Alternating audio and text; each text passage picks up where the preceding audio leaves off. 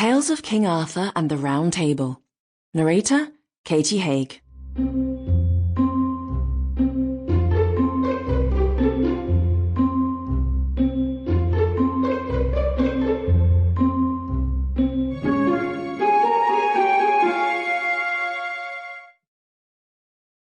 Introduction.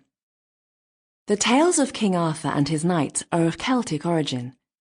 The Celts were the people who occupied Britain at the time when the history of the country opens, and a few words are necessary to explain why the characters in the stories act and speak as though they belonged to a later age.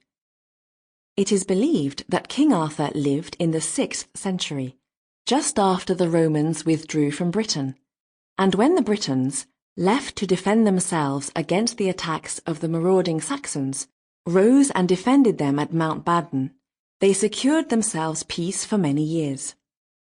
It was probably about this time that King Arthur and his company of knights performed the deeds which were to become the themes of stories and lays for generations afterwards.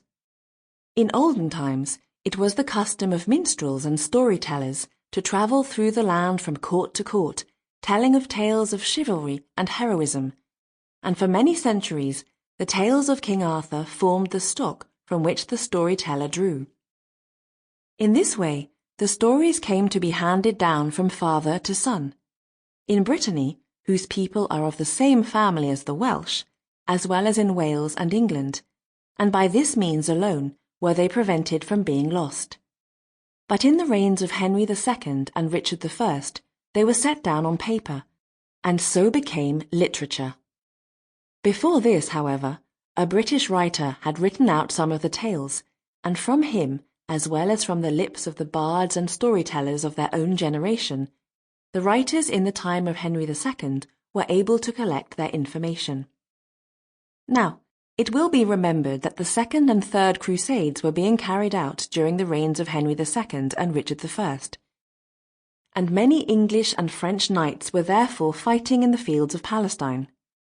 The storyteller, whose living depended on the welcome his stories met with, instead of telling them according to tradition, altered them to suit the tastes of his hearers. Thus the old heroes of tradition were placed upon prancing horses, clothed in coats of mail, and armed with lances, as if they had been vassals of King Henry or King Richard. And in this way, the storyteller called up before the minds of the listeners pictures of deeds of chivalry, such as husbands and brothers were performing for the Christian faith in far-off Palestine. The writers of the time, both in Sample complete. Ready to continue?